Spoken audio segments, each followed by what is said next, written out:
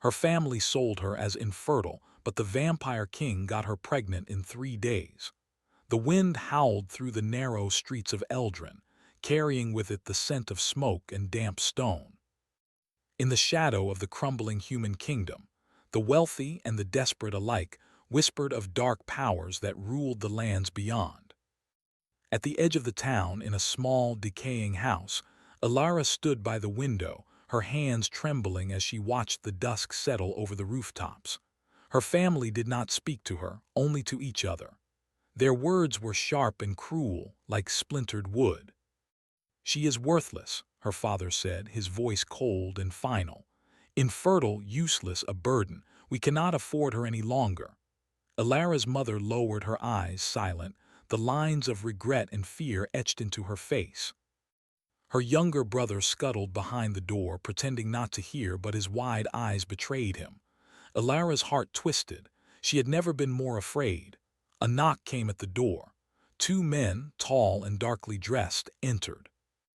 They wore cloaks lined with black fur, and their eyes glinted like shards of onyx. Without a word, they measured her with their gazes, speaking only in soft, precise syllables that carried authority. One of them extended a hand to her father. "The payment," he said, voice low and commanding. Her father nodded, and the exchange was made. Alara felt the weight of chains that did not touch her wrists but bound her spirit.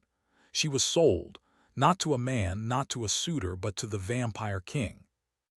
A ruler whose name alone caused whispers to die and shadows to shiver. Alara was given a small, worn cloak and led through winding streets that seemed to stretch endlessly into the night. The air grew colder as they approached the palace, a massive fortress carved from black stone, perched on cliffs that rose above the misty river below. Turrets reached into the sky like skeletal fingers, and gargoyles crouched on every corner, their eyes glinting as though alive. As they approached the gates, a hush fell. The guards, tall and imposing, stepped aside silently. No human dared speak here. Alara's heart pounded in her chest, the rhythm of fear mingling with a strange, uneasy awe. Inside, the palace was a labyrinth of shadow and light. Candles flickered in tall sconces, casting golden patterns on the marble floors. Tapestries, faded with age, depicted scenes of battles, feasts, and ceremonies that had long passed into legend. Alara followed her escorts, her footsteps echoing in the vast halls, until they reached a set of towering doors carved from dark wood. "This will be your chamber," one of the men said, "until His Majesty decides otherwise." The doors opened with a groan. Inside, the room was large, with a high ceiling, velvet curtains, and a 4-poster bed draped in black silk. A single candle burned on a nightstand, casting a soft glow across the stone walls. For a moment, Alara allowed herself to breathe. She was alone but not free, and the uncertainty was almost as suffocating as the fear. A hush fell over the palace. Footsteps approached, slow, deliberate, and impossible to ignore. Alara's pulse quickened. He was coming. Kalen, the Vampire King, appeared at the threshold. He was tall, impossibly so, with a presence that made the air itself seem to bend around him. His hair was black as midnight, and his eyes held a coldness that could cut through stone. Yet beneath the sharp edges of his gaze there was something else, a flicker of curiosity, of hidden pain, of longing that had been buried for centuries. "You are the one they call Alara," he said, voice low and smooth, like silk over steel. "Your family believes you to be barren." "They are mistaken, perhaps." Alara swallowed hard. His voice was not cruel, yet it carried a weight she could not comprehend. She could not look away, though she knew every instinct screamed at her to flee.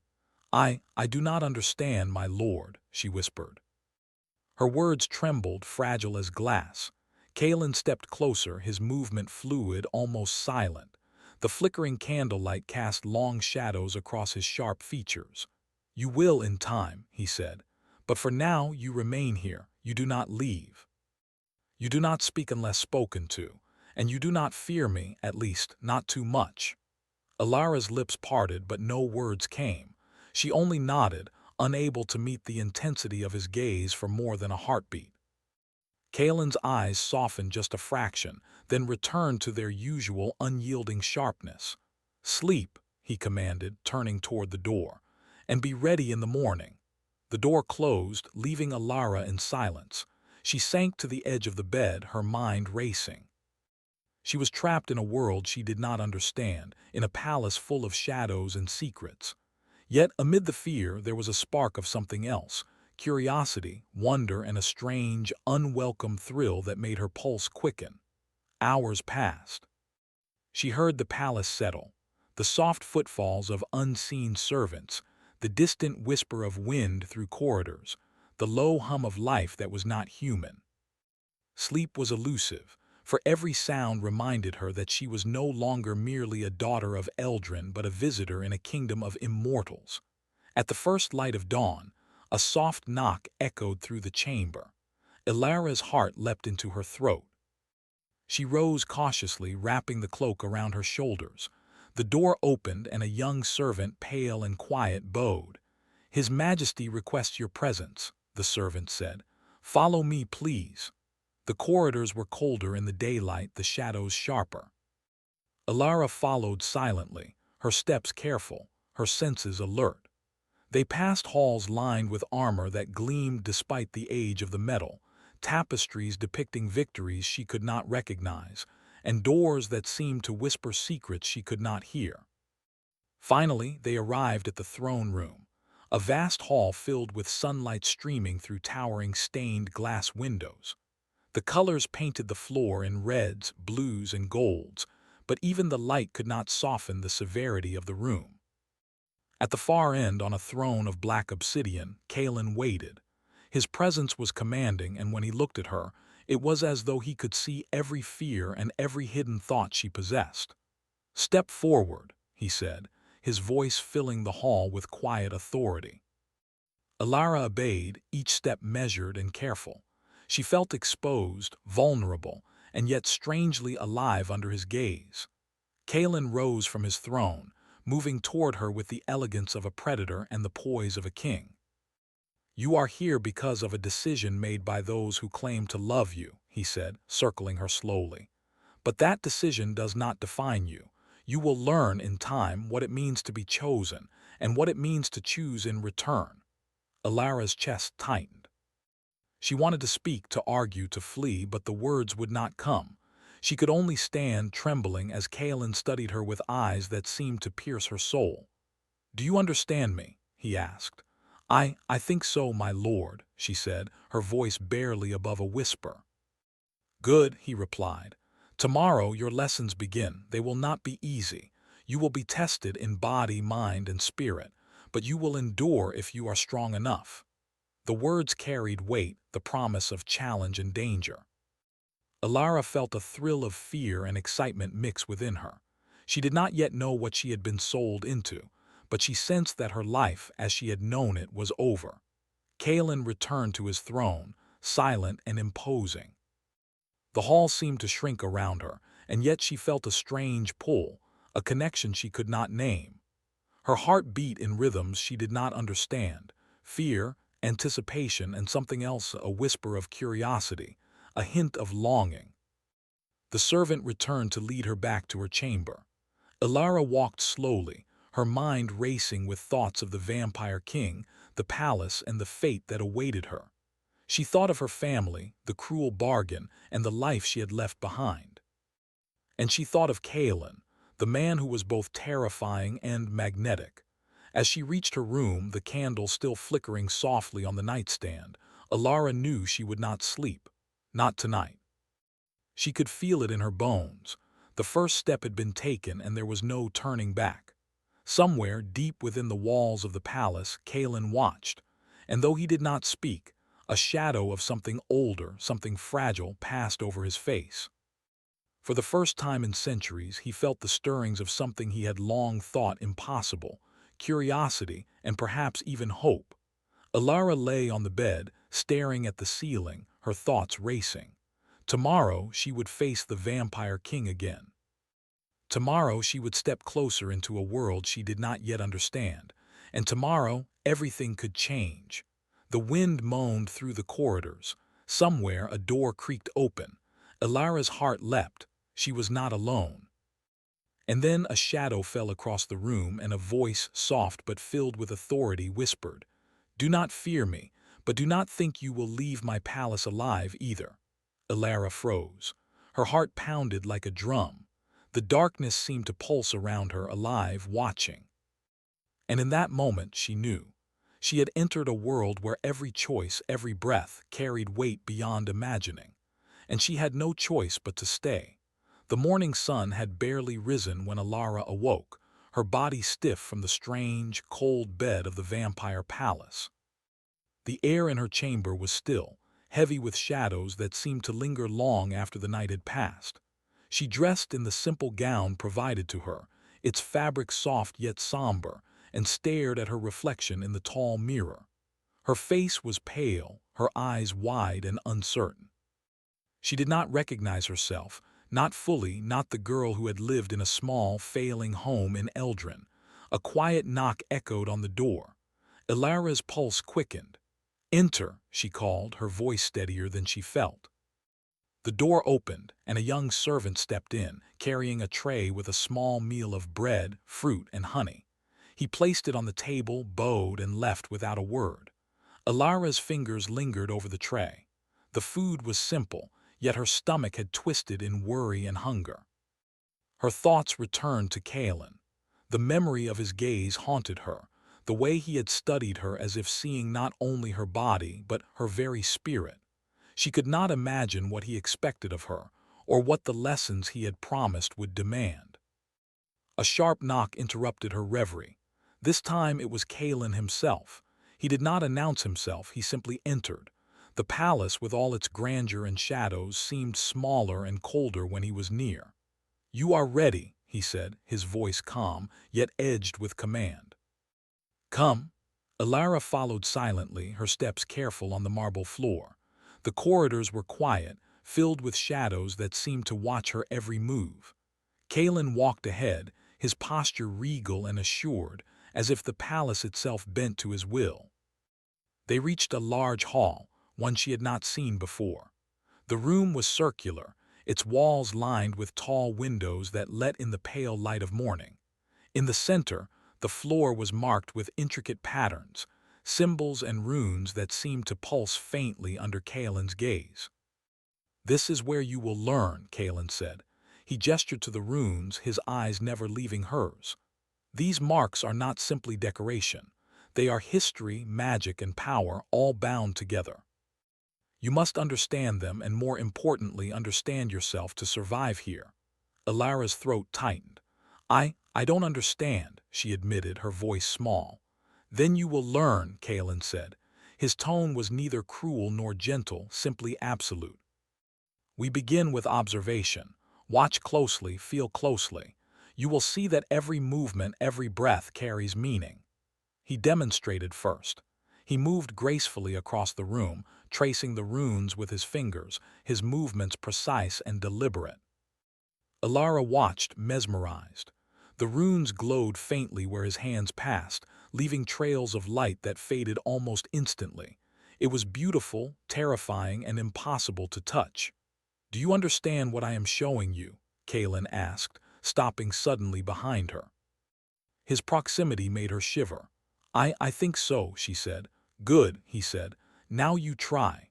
Elara stepped forward, trying to mimic his movements. Her hands shook, and the runes did not respond as they had to Kalen. She felt frustration building, a sense of inadequacy that threatened to overwhelm her. Kalen's eyes bore into her, but he said nothing. "Again," he commanded. She tried again. This time her fingers moved more confidently, and a faint glow appeared where she touched the symbols. Kalen's eyes softened almost imperceptibly. "Better," he said. "Do not be afraid to make mistakes. Fear is the enemy of learning." For the next hours he guided her. She stumbled, faltered, and sometimes wanted to give up, but Kalen's presence was unwavering. He never raised his voice, never struck her with anger, but every glance, every movement demanded perfection. And yet beneath the cold discipline there was a strange thread of patience. As the sun climbed higher, the lessons grew more personal. Kaelin asked her to speak, to describe her feelings, her fears, and her desires. Alara hesitated at first. No one had ever asked her these things, not her family, not her village. Her voice trembled, but she spoke, slowly, haltingly, revealing herself in fragments. "You have strength," Kaelin said, his voice low, thoughtful. "Not of the body, though yours is resilient, strength of spirit and curiosity. Do not waste it, Alara. You may need it sooner than you know." Alara's heart skipped. Something in his words stirred a flicker of hope within her, but also unease. Why was he so intent on testing her? Was this training or something else entirely? Hours passed like this. When she was exhausted, Kaelin finally dismissed her. "Rest," he said. "Tomorrow the tests continue, and you will not fail." Alara returned to her chamber, her body weary but her mind alive with thoughts she could not quiet. She thought of Kaelin, not as a monster, though he was terrifying, but as something far more complex, a being who carried centuries of pain and solitude in his eyes. The thought made her chest ache, and she could not explain why. That night she lay awake, listening to the palace breathe around her.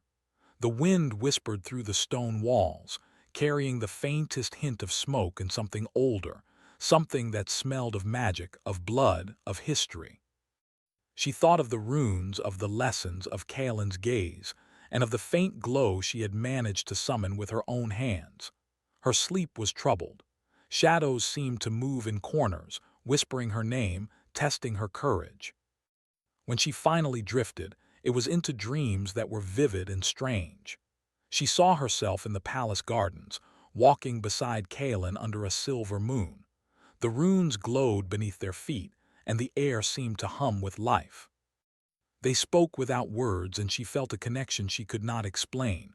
When she woke, the palace was quiet, but her rest had been brief. A shadow fell across her window, and Kaelin's voice, low and commanding, called her name. "Come," he said. She dressed quickly and followed him through corridors that seemed endless. Today, the lessons would be different, he had said. Today, she would learn not just to observe, but to act. He led her to the courtyard, a wide expanse of black stone bordered by thorned hedges and statues of creatures she could not name. The air smelled of wet earth and frost. Kaelin stood in the center, his eyes scanning her with careful attention. "Today you face a challenge," he said. "A test of courage, of mind, and of spirit. You must navigate this courtyard using what you have learned. The shadows will move. The runes will guide you, and I will watch. Fail, and you may not understand what is at stake."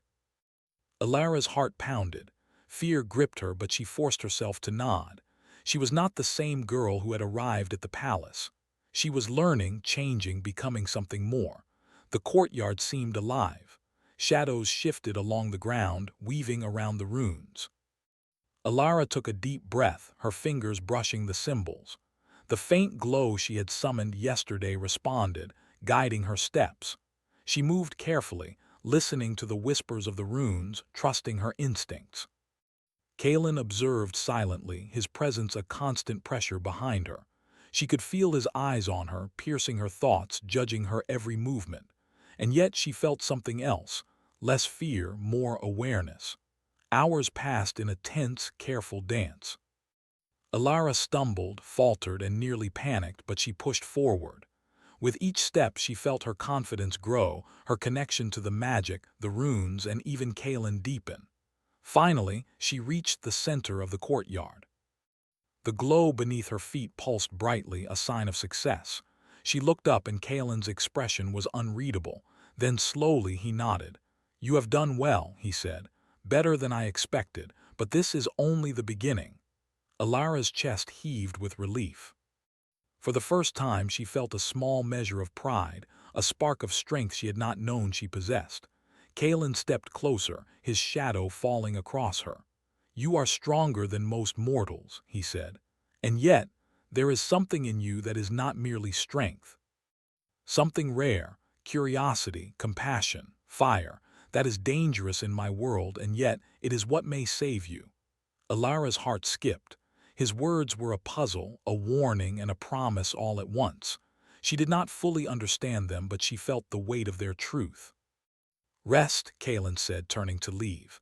"Tomorrow we go further. You will learn more than magic and runes. You will learn about me, and I will learn about you."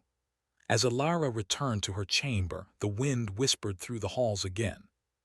The palace felt alive with secrets, shadows, and power, and she knew deep within her that her life would never be the same. That night as she lay in the cold bed, she heard it, a faint sound like the rustle of wings or the movement of shadows coming from the corner of the room. Her pulse quickened. She sat up, straining her eyes. A voice, soft and low, spoke from the darkness. "Do not be afraid, yet know that fear is your closest companion here." Alara froze, her heart pounded. She could not see him, but she knew he was there, watching, waiting. And for the first time she realized that this world, the palace, the king, the magic, was not simply a place of danger. It was a place that would change her forever.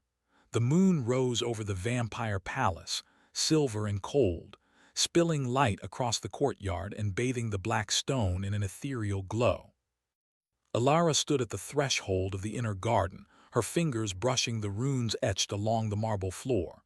Tonight, Kalen had promised something different, something that would test her courage, her mind, and her spirit in ways she had never imagined. She inhaled deeply. The air was thick with the scent of night-blooming flowers, a strange mixture of sweetness and something wilder, sharper, almost like iron. Her heartbeat thudded in her chest, each beat echoing in the quiet courtyard. Kalen appeared from the shadows, silent as a whisper. His black cloak swirled around him, his eyes glinting in the moonlight. For a moment he said nothing, simply watching her as though he were measuring not her body but the very rhythm of her soul. "Are you ready?" he asked finally, his voice low and smooth. Alara nodded, though her hands trembled. I think so," she whispered. "Good," Kalen said. "Tonight we explore the bond between us. It is more than observation, more than runes and magic. It is life and blood. And you must understand it fully if you are to survive in this palace."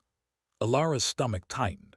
She did not fully understand what he meant, yet there was no fear in his tone, only absolute certainty. And certainty, she realized, could be more terrifying than danger itself.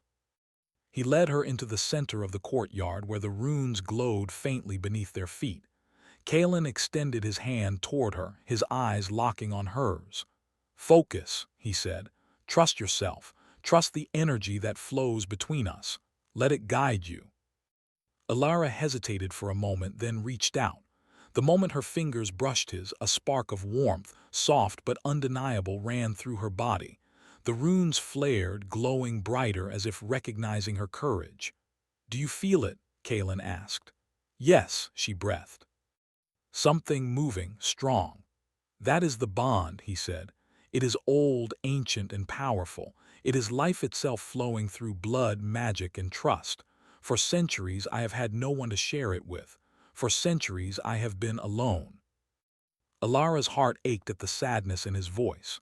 She did not know how a king so feared, so commanding, could carry such weight in his soul. And yet, seeing him here, vulnerable, patient, guiding her, she felt something stir within herself, something beyond fear. Something like understanding. "Do not be afraid," Kalen said again, reading her hesitation. "You will not be harmed, not by me, but you will learn how to give, how to receive, how to survive, and perhaps how to trust." The first exercise was simple yet extraordinary. Kalen instructed her to place her hand upon a rune in the center of the courtyard. He did the same, and together they concentrated. Slowly the rune pulsed, responding to their combined focus. A faint glow spread along the marble, weaving around their hands, around their fingers, until it surrounded them in light. Alara gasped. She could feel energy moving through her, something she had never experienced. It was warm, alive, and intoxicating in its beauty. And when she dared to look at Kalen, she saw in his eyes not dominance but wonder. "You are strong," he whispered. "Stronger than I expected, but there is more to learn." The second day passed with more exercises. Kaelin taught her to control the glow of the runes, to sense the energy in the air, to respond instinctively to shifts in the courtyard. Each step required focus, trust, and courage. Alara stumbled, faltered, and yet every time Kaelin's steady presence guided her. By the third day, the exercises became more personal. Kaelin asked her to close her eyes and let the energy flow between them freely. At first, Alara hesitated, her mind clouded with fear and doubt. But Kaelin's hand rested lightly on hers, a grounding presence. Slowly she let go of her hesitation. She felt warmth, life, and movement, an invisible thread connecting them. "Do you feel it fully?" Kaelin asked. His eyes softened as he studied her. "Yes," Alara whispered. It feels alive, stronger than anything I've ever known." "That is true," he said. "It is ancient and it is dangerous, but it is also necessary. You will carry this bond with you always. It will protect you. It will challenge you. And it may change everything." The words sent a shiver down her spine. She did not yet understand what he meant, but the glow around them seemed to respond, brighter, pulsing like a living heart. "Now," Kaelin said, "you must trust me fully. Let the bond flow as it will. Do not resist." Alara closed her eyes. She felt the warmth of his hand, the rhythm of his pulse, the energy that seemed to weave around them. And then, slowly, something extraordinary happened. She felt a connection deep within herself, an intimate, magical thread linking her life to his. It was not physical in the way she had feared, but spiritual, powerful, and profoundly moving. Her breath caught. She could feel Kaelin's presence as if it were a second heartbeat, steady, strong, protective. And though she did not fully understand it, she felt safe. "You are remarkable," Kaelin whispered, "stronger than most mortals, and yet you are also fragile. That is what makes you human and what makes you necessary to me." Alara opened her eyes. She saw him, truly saw him for the first time. The sharp angles of his face, the darkness in his eyes, the sadness and longing he tried to hide. She realized then that Kaelin had not always been a king, not always a monster of legend. He had been a man capable of love, capable of hope, until centuries of solitude had hardened him. And in that moment she knew she had the power to reach him. The 3 days ended with a ceremony Kaelin called the Binding of Blood. Though she did not fully understand the details, she followed his guidance. The ritual was simple, yet profound, an exchange of energy, a joining of life forces, an acknowledgement that their fates were now entwined. Alara felt the power surge through her. She felt alive in ways she had never imagined. And when she dared to look at Kaelin, she saw something extraordinary reflected in his eyes, awe, wonder, and fear. What does this mean?" she asked, breathless. Kaelin's voice was low, almost reverent. "It means that we are bound. Your life and mine are connected now. You carry a part of me and I carry a part of you. The bond is strong, and in time it may grow even stronger." Alara's heart raced. The thought of being bound to someone, especially someone as formidable as Kaelin, was frightening. And yet there was comfort in the bond, a warmth that wrapped around her like a cloak. That night, as she lay in her chamber, she felt the bond pulsing gently, a constant reminder of the connection she shared with Kaelin. She wondered what it would mean for the future, for her life, for her freedom. And in the quiet, she sensed something extraordinary, something impossible, a faint stirring deep within her, a spark she could not explain, a life forming where none had been before. Her hand went to her stomach instinctively.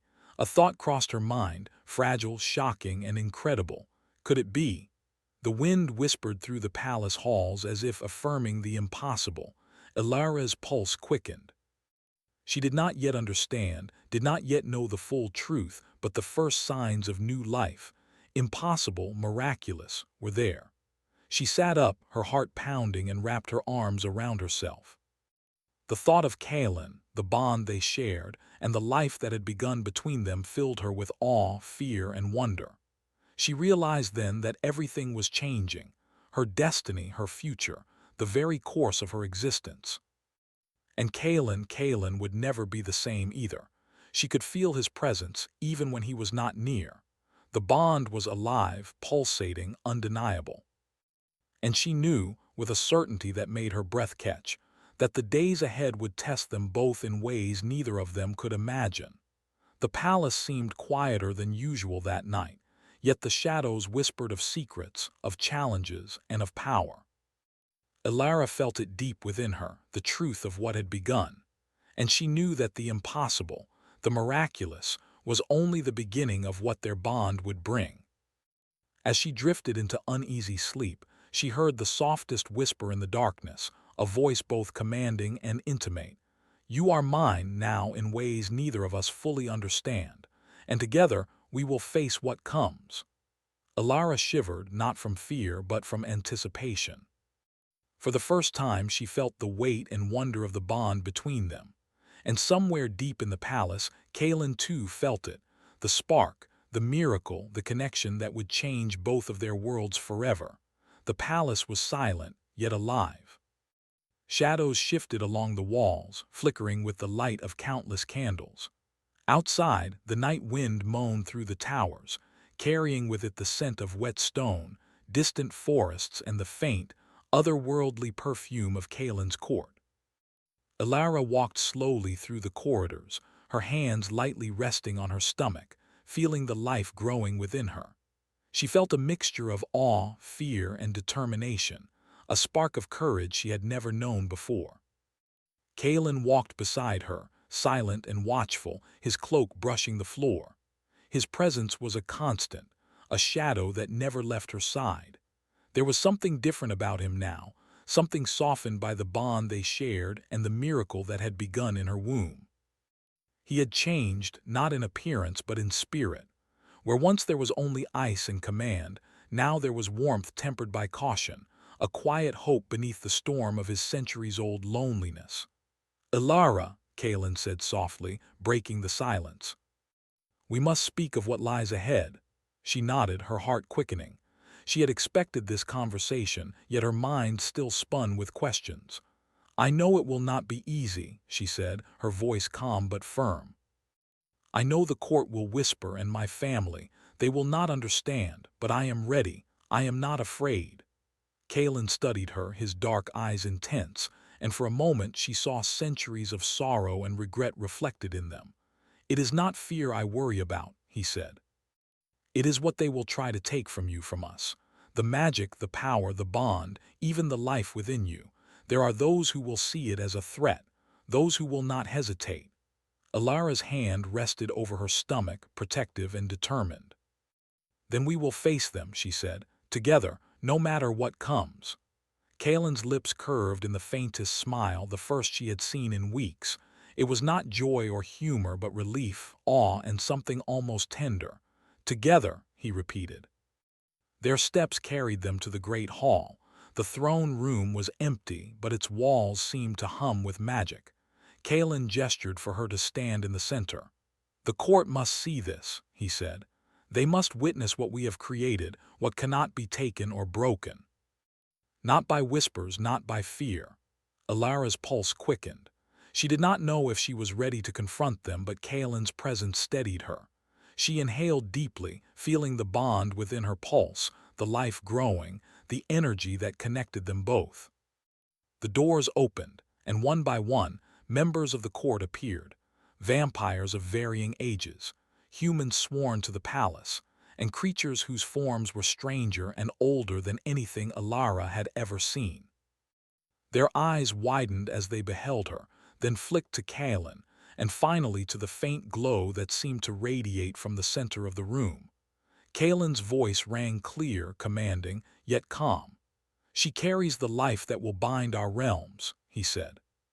"The bond we share is proof that trust, courage, and love can exist even in darkness, and this life is a promise, a future, a legacy that will endure beyond fear, beyond hatred, beyond the curses that haunt us."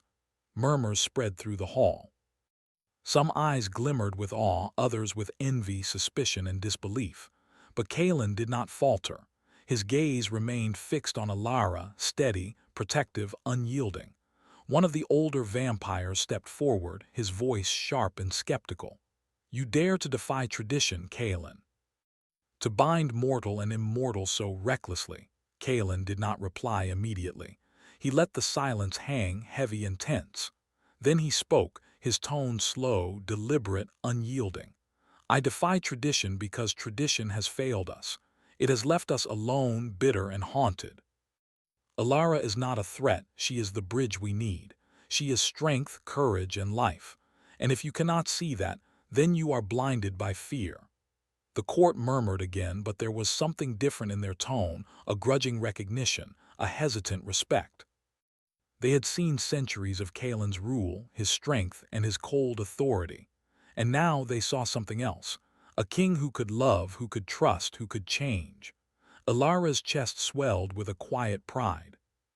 She had never sought power or attention, yet here she stood, at the center of a world she had once only feared.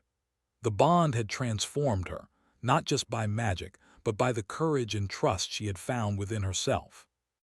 Kalen stepped closer to her, his hand resting lightly on her arm. "You have been brave," he said, his voice low, almost a whisper meant only for her. "Braver than anyone has ever been in this palace." Alara met his gaze, and for the first time she did not feel fear. She felt connection, understanding, and even hope. "We are not finished," she said. "There are still challenges ahead, but we can face them together." Kalen nodded. "Together," he repeated. The days that followed were a delicate balance of preparation and protection. Kalen taught her more about the palace, the court, and the magic that surrounded them. He showed her the ways to defend herself, to sense danger, to harness the bond they shared. And all the while, the life within her grew stronger, a constant reminder of the miracle that had begun in the 3 days of the binding of blood. Alara's family had tried to reach her, sending letters filled with shame and pleas, but Kalen intercepted them all. She would not be dragged back into the despair they had tried to impose on her. She was no longer the child they had sold. She was a woman of strength, courage, and power, but not all were pleased with her presence. Shadows stirred in the corners of the palace, whispers of envy and hatred growing louder. Alara sensed eyes watching her even when she was alone, felt movements in the hallways that did not belong. The bond with Kalen kept her safe, but she knew it would not protect them from all threats. One night, as the moon hung low and silver over the palace, Kalen stood beside her in the balcony of the inner tower. They looked out over the misty river below, the shadows of the forest stretching far into the distance. "They will come," he said quietly. "Those who fear what we are, what we carry, they will test us, they will try to break us." Alara nodded, her hand on her stomach. "Then let them try," she said. "I am not afraid, and neither is the life I carry." Kalen's gaze softened. "You are remarkable," he said, voice heavy with emotion. "And I cannot promise that the road ahead will be easy. But I can promise this, I will protect you, and I will not let anything harm what we have begun." The wind swept through the tower, carrying with it the scent of magic and rain. Alara felt the bond thrumming, alive, protective. It wrapped around her like a shield, a promise, and a connection stronger than anything she had ever known. Days turned into weeks. The court gradually began to accept the miracle between them, though some whispered and schemed. The bond had transformed Kalen as well. He was no longer only the commanding, feared king. He was also a guardian, a partner, a man capable of care and love. And Alara, she had become more than a pawn in his court. She had become a force of strength, courage, and hope. And then, one evening, as the sun set behind the western towers, casting long shadows over the palace, Kalen and Alara stood together in the courtyard. The runes glowed faintly beneath their feet, a reminder of the magic that had brought them together. "You have changed me," Kalen said, his voice low, filled with an emotion he had not allowed himself to feel in centuries. "You have brought life, hope, and trust where there was only solitude."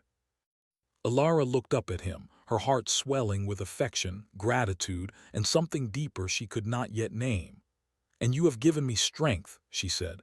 "Strength I did not know I had, and a life I never thought I would have." For a long moment they simply stood together, the bond between them alive and glowing.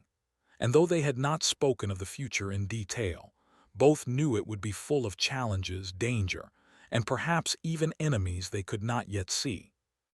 But they also knew one undeniable truth: they were together, and together they were unstoppable. A sudden movement in the shadows caught Ilara's eye. She tensed, instinctively placing herself closer to Kaelin. But Kaelin only smiled faintly, confident and calm. "Do not fear them," he said softly. "We are stronger than they know." And yet, as the shadow moved back into the darkness, a chill ran through the courtyard. A new presence had arrived, a figure unknown, watching, waiting. One that would challenge everything they had built and tested the limits of their bond. Ilara's pulse quickened. She felt the life within her stir, a soft reminder of the miracle she carried. And she knew that whatever came next, they would face it, together. Kaelin's hand found hers, strong and reassuring. "Whatever comes," he said, "we face it as one." The moon rose higher, silver and cold, casting its light across the palace and the shadowed courtyard. The future was uncertain, dangerous, and filled with challenges yet unseen. But for the first time, both Kaelin and Ilara felt the truth of what they shared. Love, trust, and life could exist, even in darkness. And as the palace held its breath, waiting, watching, the bond between them glowed brighter than ever, a promise of hope, courage, and a legacy that would endure beyond the shadows.